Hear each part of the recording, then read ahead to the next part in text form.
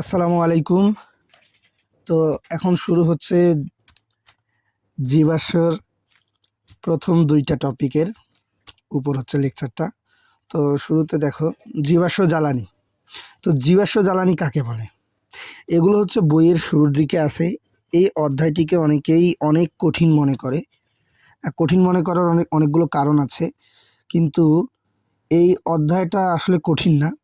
এখানে অনেক কিছু মনে রাখতে হয়, থিওরিটিক্যাল জিনিস মনে রাখতে হয়, অনেক বিক্রিয়া মনে রাখতে হয়, প্রভাবক মনে রাখতে হয়, প্রস্তুতি, মানে অনেক কিছু। কিন্তু এই অধ্যায় থেকে পরীক্ষা অনেকগুলো এমসিকিউ আসে। 25টার মধ্যে দেখা যায় যে 5 মানে আসলে 5টার মতো এমসিকিউ চলে আসে। এই অধ্যায়টা খুবই গুরুত্বপূর্ণ। 5টা না আসলেও তো 3-4টে এমসিকিউ আসে এই অধ্যায় থেকে। তো এই অধ্যায়ের আবার থিওরিটিক্যাল কিছু এমসিকিউ আছে যেগুলো হচ্ছে আসে পরীক্ষায়, বাট না পড়ার কারণে, বইটা রিডিং না পড়ার কারণে অনেকেই হচ্ছে এই এমসিকিউগুলো পারে না। তো বইয়ের শুরুর দিকেই যে অংশগুলো আছে এই অংশগুলো নিয়েও আলোচনা করা আসলে উচিত, আমি যেটা মনে করি।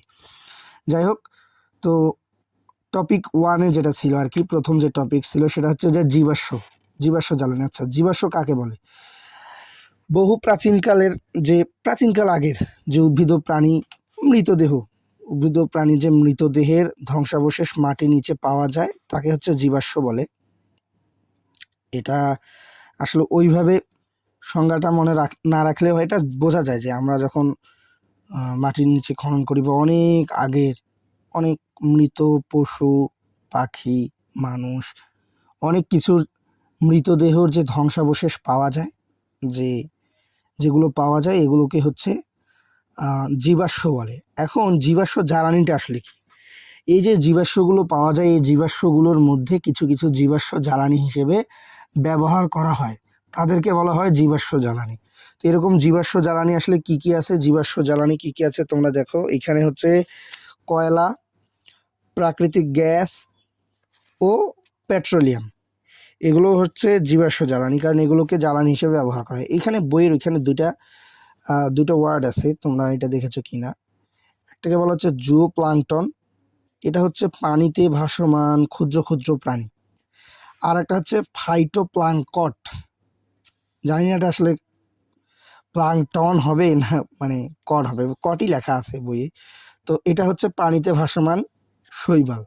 তো এই দুটো জাস্ট একটু মনে রাখার জন্য মনে রাখা। আর মেইন যে জিনিস সেটা হচ্ছে যে কয়লা, প্রাকৃতিক গ্যাস ও পেট্রোলিয়াম, এগুলোকে হচ্ছে জীবাশ্ম জ্বালানি বলা হয়। এখন জীবাশ্ম জ্বালানি কেন বলা হয়? প্রথমত এদেরকে পাওয়া যায় হচ্ছে মাটির নিচে, মাটির অনেক গভীরে পাওয়া যায়। এগুলো হচ্ছে অনেক প্রাচীনকাল আগের হচ্ছে উদ্ভিদ প্রাণীর মৃতদেহের ধ্বংসাবশেষ, এবং এগুলোকে জ্বালানি হিসেবে ব্যবহার করা হয়। এই জন্য এগুলোকে বলা হচ্ছে জীবাশ্ম জ্বালানি। তো পরীক্ষায় নাম্বার প্রশ্ন আসতেই পারে যে জীবাশ্ম কাকে বলে, তাহলে এই সংজ্ঞাটা, এটা হচ্ছে জীবাশ্ম সংজ্ঞা।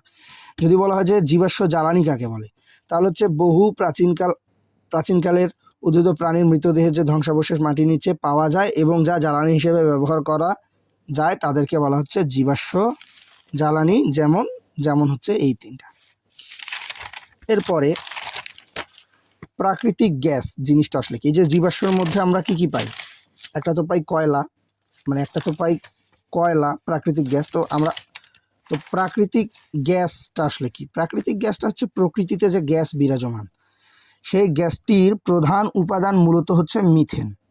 মিথেন 80% থাকে, তারপরে ইথেন 70% থাকে, প্রোপেন 6% থাকে, বিউটেন ও আইসোবিউটেন। আইসোবিউটেন আলাদা জিনিস না, বিউটেনের এগুলো ইন্টারমিডিয়েটে আছে, বাট তারপরেও যদি বুঝতে চাও যে বিউটেনের একটা রূপ হচ্ছে আইসোবিউটেন। তো এই বিউটেন ও আইসোবিউটেন মিলে 4% থাকে, অর্থাৎ 4% থাকে। কোথায়? প্রাকৃতিক গ্যাসে। এরপর হচ্ছে পেন্টেন থাকে 3% বা 3% থাকে। আর সবচেয়ে মজার বিষয় হচ্ছে বাংলাদেশে যে প্রাকৃতিক গ্যাস পাওয়া যায় সেই প্রাকৃতিক গ্যাসের 99.99% হচ্ছে মিথেন থাকে। সুতরাং বাংলাদেশের ক্ষেত্রে মিথেন, প্রাকৃতিক গ্যাসের মূল উপাদান মিথেন। অন্যান্য ক্ষেত্রেও মূল উপাদান মিথেন, বাট অন্যান্য যে প্রাকৃতিক গ্যাসের প্রধান উপাদান মিথেন, কিন্তু তার সাথে ethane, propane, butane, isobutane, pentane থাকে, হয়তো অন্য এলাকার। বা অন্য অঞ্চলের বায়ুর ক্ষেত্রে বা গ্যাসের ক্ষেত্রে, তবে বাংলাদেশের গ্যাসের ক্ষেত্রে 99.99% মিথেন থাকে। এগুলো হচ্ছে মনে রাখতে হবে। যেমন হচ্ছে প্রাকৃতিক গ্যাসে প্রশ্ন আসতে পারে, প্রাকৃতিক গ্যাসে ইথেন কত শতাংশ থাকে, যে 7%, প্রোপেন কত শতাংশ, 6%, বিউটেন আইসোবিউটেন 4%, পেন্টেন 3%। এগুলো হচ্ছে আসতে পারে এমসিকিউ পরীক্ষায়, অথবা এমসিকিউ পরীক্ষায় আসবে, অন্য কোথাও না। এরপরে যে টপিক সেটা হচ্ছে পেট্রোলিয়াম। ওই যে প্রাকৃতিক গ্যাসের যে মূলত তিনটা আমরা মানে তিনটা আমরা কি এগুলোকে বলে উৎস পেলাম। প্রথমটা হচ্ছে প্রাকৃতিক গ্যাস, মানে কয়লা, প্রাকৃতিক গ্যাস এবং পেট্রোলিয়াম। তো আমরা প্রাকৃতিক গ্যাসটা দেখলাম ওটা কি জিনিস। এরপরে হচ্ছে এখন আসলাম হচ্ছে পেট্রোলিয়ামে। তো পেট্রোলিয়াম জিনিসটা কি আসলে? পেট্রোলিয়াম হচ্ছে 5,000 ফুট বা তার নিচে, মাটির 5,000 ফুট বা তার চেয়েও গভীরে শিলা স্তরে পাওয়া যায় এক ধরনের জীবাশ্ম, তাদেরকে বলা হচ্ছে পেট্রোলিয়াম। তো এই যে পেট্রোলিয়াম, এই পেট্রোলিয়াম থেকে যে সরাসরি যে তেলটা পাওয়া যায়, পেট্রোলিয়াম থেকে কিন্তু সরাসরি একটা তেল পাওয়া যায়, পেট্রোলিয়াম থেকে সরাসরি যে তেলটা পাওয়া যায় তাকে বলা হচ্ছে পেট্রোলিয়াম থেকে সরাসরি যে তেল পাওয়া যায় তাকে বলা হয় অপরিশোধিত তেল, অথবা ক্রুড অয়েল, ইংলিশে বলা হয় ক্রুড অয়েল। তো ক্রুড অয়েল, এই যে ক্রুড অয়েল আছে, এটা কি সরাসরি ব্যবহার উপযোগী? না, ব্যবহার উপযোগী আসলে না। এখানে সালফার থাকায় এটা হচ্ছে দুর্গন্ধযুক্ত। একটা জিনিস মনে রাখবা, সালফার দুর্গন্ধযুক্ত। এই জন্য এই যে ক্রুড অয়েলের সাথে সালফার থাকার কারণে এই যে তেলটা হচ্ছে দুর্গন্ধযুক্ত হয়, এবং এইখানে হাইড্রোকার্বনও থাকে। বাট এই যে হাইড্রোকার্বনের সাথে আরও অন্যান্য জিনিস থাকায় এই হাইড্রোকার্বনটা আসলে ইউজেবল না, অর্থাৎ ব্যবহার উপযোগী না। তাই এটাকে কি করা হয়? আংশিক পাতন করা হয়। আংশিক পাতন কি জিনিস অত কিছু মনে রাখতে হবে না। আংশিক পাতন একটা জিনিস মনে রাখা যায়, সেটা হচ্ছে যে তাপ দিয়ে এটাকে বলা, মানে এই যে তাপ দেওয়া হয় কোথায়,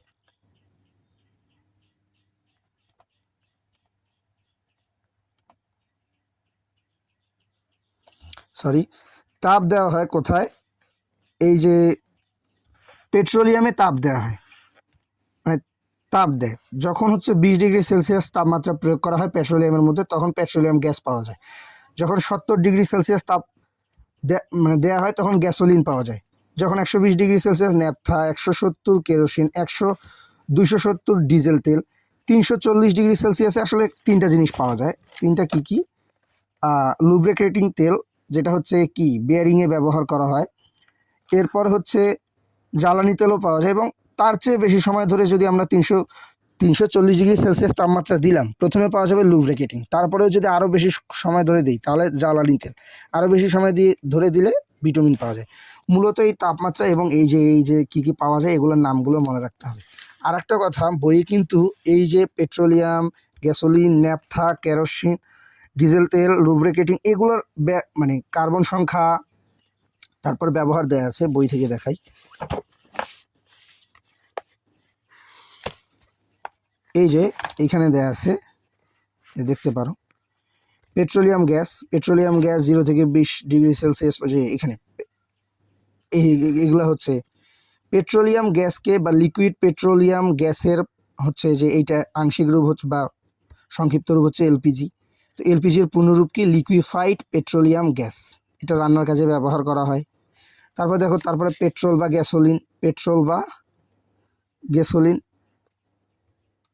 পেট্রোলকে গ্যাসোলিনও বলা হয়। এখান থেকে দেখো পেট্রোল আর গ্যাসোলিন একই জিনিস। আচ্ছা, পেট্রোল আমরা ব্যবহার করি। এরপর হচ্ছে ন্যাপথা, তারপরে এখানে দেখো যে তাপমাত্রা দেওয়া আছে, তারপরে কার্বন সংখ্যা দেওয়া আছে এবং এদের ব্যবহার দেওয়া আছে। তো তোমরা বই থেকে এই চার্টটুকু ভালো করে পড়তে হবে, কারণ এখান থেকে অনেকগুলো এমসিকিউ আসবে। সুতরাং এই যে বইয়ের শুরুর দিকের যে পেজগুলো আছে এবং এখানে যে পড়াগুলো আছে, এগুলো হচ্ছে শেষ হয়ে গেল। এই যে আর এখানে একটা জিনিস দেওয়া আছে যে পৃথিবীর বয়স প্রায় হচ্ছে 4.54 বিলিয়ন বছর। এটা প্রায়, এটা আসলে সেরকম না, বাট তারপরেও জেনে রাখতে পারো এমসিকিউতে যদি আসে। এরপর হচ্ছে এখানে কিছু রিডিং আছে, এগুলো রিডিং পড়তে পারো। তবে সবচেয়ে ইম্পর্টেন্ট হচ্ছে এই যে বইয়ের এই এইটুকুকে ভালোভাবে আত্মস্থ করতে হবে, কারণ এখান থেকে এমসিকিউ আসে। তো এখানে বোঝানোর মতো আসলে কিছু নেই, এটা জাস্ট মুখস্থ করতে হবে এই যে এই পেজটা।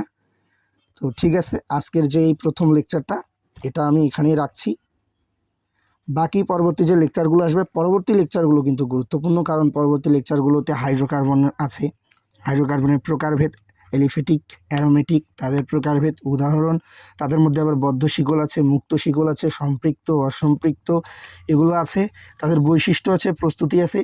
আবার সবচেয়ে ইম্পর্ট্যান্ট যে কথা, এই অধ্যায়টিতে তোমাদের যে মানে জীবাশ্ম বা জৈব রসায়ন বা যেটাকে বলা হচ্ছে জীবাশ্ম বা হাইড্রোকার্বনের 6টা প্রকারভেদ দেওয়া আছে।